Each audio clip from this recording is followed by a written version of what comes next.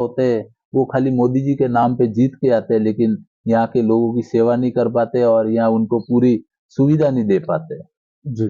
आप मानते हैं कि नेतृत्व तो अच्छा है, लेकिन यहाँ का जो स्थानीय नेता है वहां पर कहीं ना कहीं एक कॉम्बिनेशन में कमी आ रही है। हाँ, यहाँ मैं बाली की बात करूँ आपको तो जो बीजेपी से 25 सालों से स्थानीय विधायक जी जो जीत के आ रहे हैं, वो खाली बीजेपी और भगवा और मोदी जी के काम पर जीत के आ रहे हैं।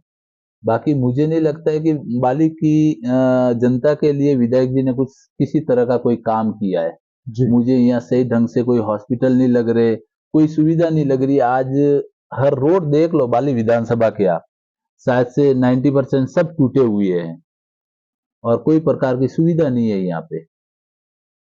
यहाँ मैंने 4 दिन पहले ही कोई ब्लड डोनेट की मेरे पास कॉल आई थी, तो मैंने बात की तो मुझे सुमेरपुर जाना पड़ा उसके लिए। अभी वो गरीब इंसान कहाँ से ब्लड खरीदेगा? तो मुझे ये सब कमियां तो बहुत सारी है जो स्थानीय विधायक जी नहीं करना चाहते, कि पता नहीं उनके मन में क्या है। जी। जनवा साहब, होता यूं है कि संतोष दास जी महाराज आपकी कम्युनिटी के बड़े धर्मगुरु कहे जाते हैं।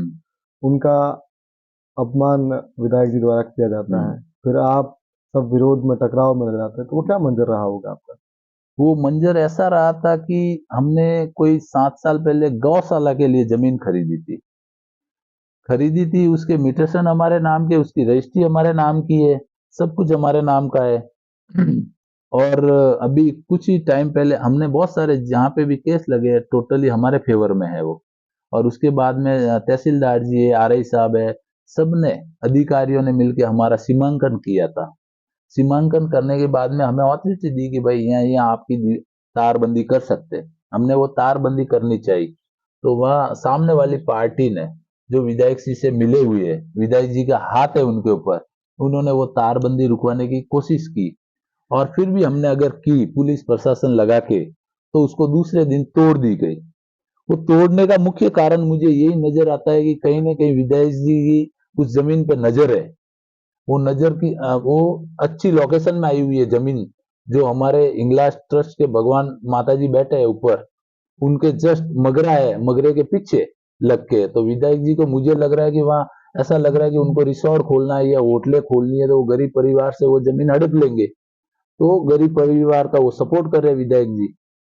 और विधायक जी से 2 बार मीटिंग हुई तो उनको समझाया भी कि आप किसी का सपोर्ट नहीं करें, जो कानूनी कार्रवाई होगी ये देखी जाएगी। लेकिन फिर भी विधायक जी नहीं माने और हर टाइम उनका सपोर्ट करते आ रहे। तो इसी कारण 17 अगस्त को बाली में घनघोर मैदान में जो विशाल जनसभा रखी थी विधायक जी के विरोध में, कम से कम 35 से 40 हजार लोग वहां समाज के आए थे और जोरों पर विरोध किया था विधायक जी का। जी। अभी भी वही टकराव है आपका आपका विधायक जी के बीच में? बिल्कुल वही टकराव रहेगा। आप एक जनता का काम नहीं कर सकते हो। आज इतना बड़ा आश्रम है, आज हमारी 35 से 40 हजार वोटर्स है, ज्यादा होंगे लेकिन कम से कम 35 से 40 हजार वोट जनवा समाज के हैं। अगर आप एक जनवा समाज का काम अपोजिशन पार्टी के साथ मिलके उनका काम खराब कर रहे हो, तो मैं चाहता हूं कि गरीब जनता का क्या होगा, जिनके वोटर्स 2000 है, 5000 है, उनका क्या होगा। जी। चंपालाल जी, जानना चाहूंगा कि आपकी करीबियां कभी सीपी जोशी के साथ नजर आती हैं, कभी बद्रीराम जाखड़ के साथ नजर आती हैं, तो कभी हनुमान बेनीवाल के साथ नजर आती हैं। इसके बारे में क्या कहना चाहेंगे? मेरी वैसे सभी पार्टियों से अच्छा है, किसी पार्टी से मतलब मेरा ऐसा नहीं है कि वो पार्टी हमारे लिए खराब है, पार्टियां सब अच्छी है। मुझे तो स्थानीय नेताओं से तकलीफ होती है कि आप जनता के साथ जो दुर्व्यवहार कर रहे हो वो मुझे कहीं ना कहीं खटक रहा है, इसलिए मुझे मैदान में आना पड़ रहा है। और अब की बार जनता चाह रही है कि कोई नया चेहरा है, हमारे लिए काम करे और जनता की आवाज सुने, गरीबों की आवाज सुने। जी। इसलिए मुझे ये फील्ड में आना पड़ा।